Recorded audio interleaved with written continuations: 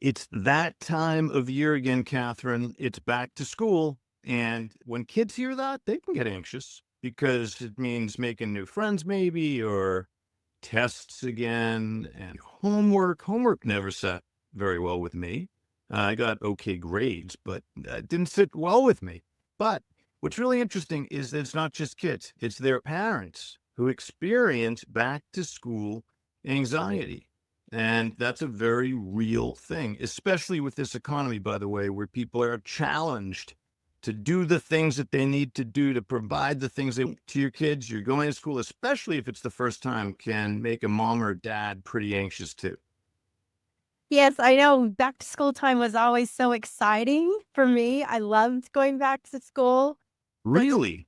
I did. Wow. No, it's just crazy, I guess. I love school, but I think it's a little bit different for kids and parents now because one, like you said, the economy, but then there's a lot of bullying going on and then the events of recent days.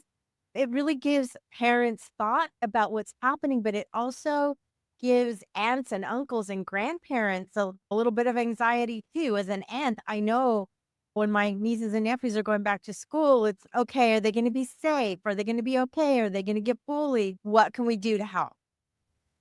That's a very good phrase. What can we do to help? Because I don't want to get anyone nervous, but some things you can't help, right? There are kids who might not be so kind. There are tests that your child may or may not perform ideally on, and self-esteem can seem to hang in the balance. Now, it would also be wrong to think that everybody approaches these very important moments in life, like sending your kids to school for the first time or back to school, in a naive fashion, meaning emotionally naive, because a lot of people are under stress and dealing with mood issues already.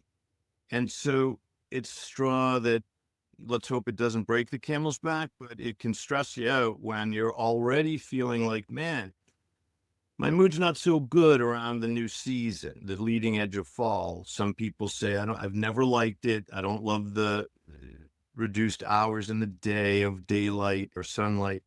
And I don't love the change to more cooler weather.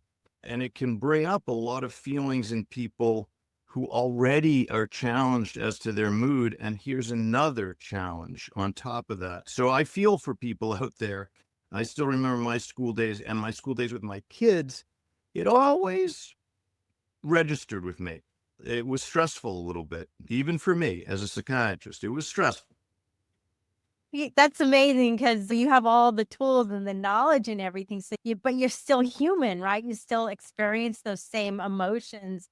For my mom, I know she would say, I just hated dropping you off at school because I was pretty small and they put me in school early. And so she was always afraid that I was going to get hurt by the bigger kids. And I'm sure it's anxiety provoking in many ways for different people. I think parents especially, they live in a heightened state of anxiety for a few weeks, perhaps, when the kids go back to school until they get into a routine. And in that heightened state, whether it's anxiety or whether it's just mood, the mood going lower or feeling a little bit more anxious, but not full blown anxiety, it's that cortisol that really and the adrenaline that they're feeling that when they drop off daily at the school.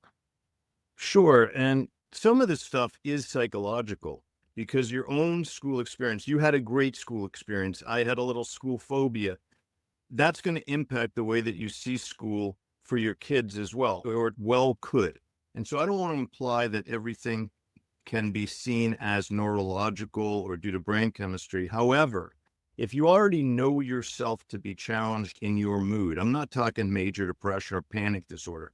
I'm saying that you know yourself to be challenged with low mood or an anxious person.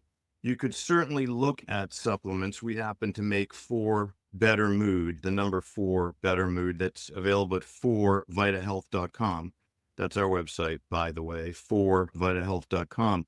And it is amazing. We should say that I feel amazing daily. It's amazing that there are naturally occurring things that whether they be amino acids, herbs, or other remedies that are made in America that can modulate your mood in the upward direction and mitigate your anxiety in the downward direction and make you feel more at equilibrium.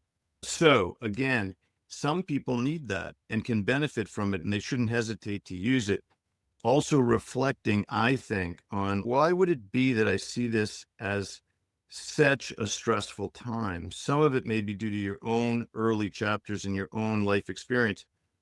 Think about those, review those, and then try to not have them color your kids' experiences going forward.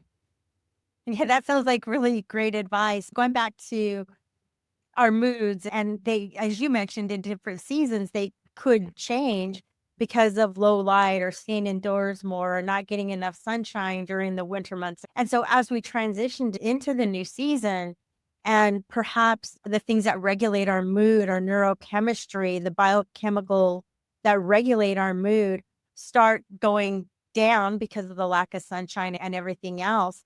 But also the things that make us feel really good, like dopamine, which frequently helps people feel motivated or even hopeful. And so those are things to start watching, I think, at least for myself, because I live in the sunshine. I don't like the winter when we don't see as much. And so I really try to start paying attention. Am I sleeping in longer? Am I feeling more stressed out? Am I not getting enough sunshine? Start tracking those things that as we've talked about before. That's certainly true, Dr. Abloh. I think it is. And parents tend to want to do everything. The notion of being a parent is you'd like to protect your kids from everything, which you can't. And there are growing pains, not just for the kids, but for parents. Again, it's a seasonal change.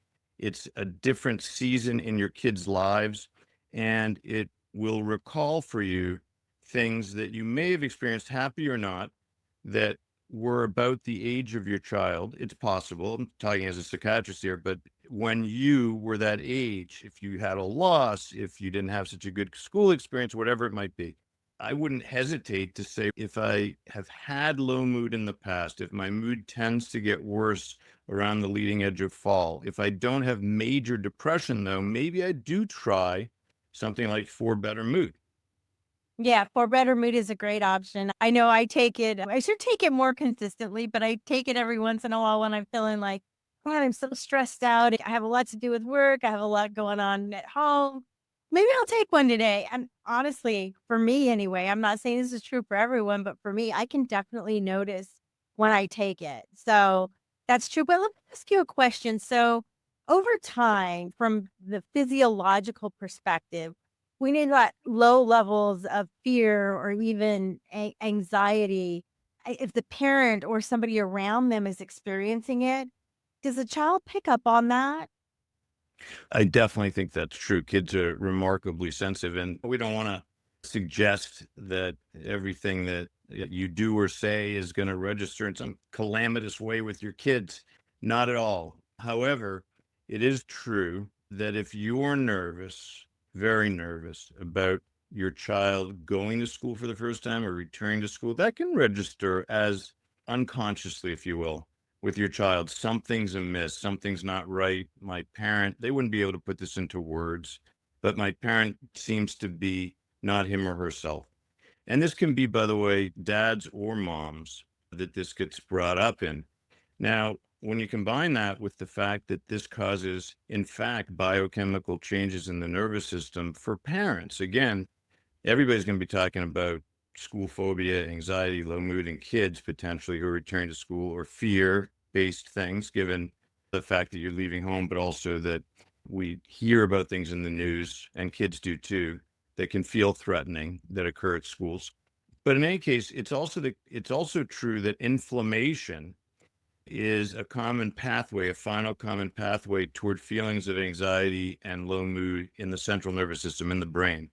And chronic stress can even cause immune cells to enter the central nervous system and cause inflammation, as if you're reacting almost to your own nervous system in a way that it's a foreign invader causing inflammation. So that's why there are ingredients in For Better Mood that are anti-inflammatory. And since they're all natural and not known to cause serious side effects, if they're helpful to people, so be it. You could consider that as a potential solution. So they are all natural and with very few side effects, as we understand it from thousands of articles in the literature. But we always do recommend that before you start something, you should really talk to your physician and make sure that you're not on a medication that might interact with one of the ingredients, even though the dosages of the ingredients are quite low. But speaking of ingredients, I love this ingredient in our For Better Mood. It's called lycium berry. And it's actually a berry, it grows on a bush and it's red and it's been used for thousands of years, like many of the ingredients that we talk about in our other supplements as well. And one of the things that it's thought to do is to help with skin and other things, but it is also supposed to help with mood. And we believe it does based on the scientific evidence that we show. But in addition to taking a supplement, what are some of the things do you think that parents can do, say on the way to school when they're dropping their child off to help decrease that anxiety, perhaps in both them as well as their child? I'll tell you a couple things. Having a routine is good because I think a lot of kids focus on whether it's the walk to the bus stop or the drive in the car or the walk to school for those kids who still walk with their parents to school. And when you have that kind of buffer between you and the school day, and you know, And the teacher decided to push her higher, and she ended up falling off the swing, and she hit her face, and then the swing hit her in the back of the head. So, obviously, when she's 4 years old, she's so upset, thinking about how parents can comfort.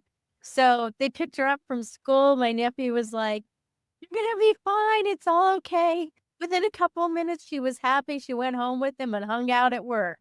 So, that resilient because you need those things to happen as when you're a kid because maybe not so traumatic, but you need to learn the lessons that you can't swing that high, but also the lesson that your parent is there, right? that your parent or your family member or your cousin, whatever, or your teacher is there. And life, for better or worse, life has its bumps and bruises for everyone. The question is, do you have the internal knowledge that you can overcome and that maybe you don't have to do it all by yourself?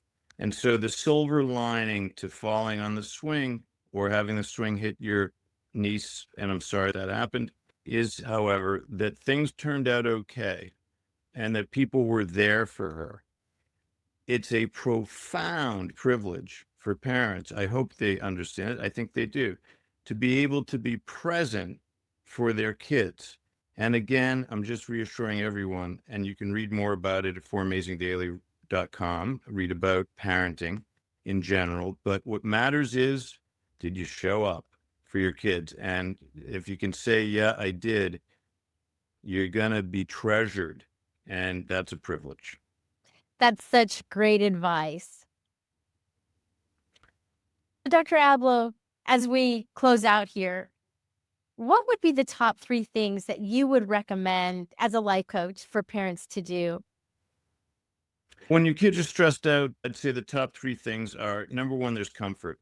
So that's just an instinctive thing. You want to provide comfort. Number 2, you want to put the stressful event in context. So it's a story. This is an event in a story.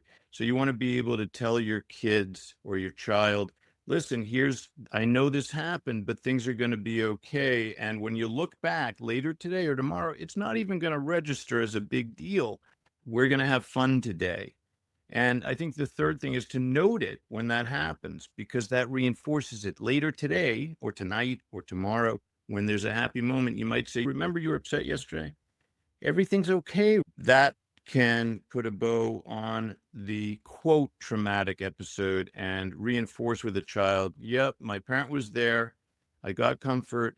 I was told that this would pass and it did. And so noted. I love that advice, and that's why you had such a successful psychiatry career. It's just amazing, and I love to hear the things that you talk about because they're always so truthful and so close to home. Well, thank you. It's very kind of you. Thank you so much. Oh, feelamazingdaily.com is the site to visit. Go check out the supplements, including For Better Mood at forvitahealth.com. This program is for educational and informational purposes only and is not medical advice.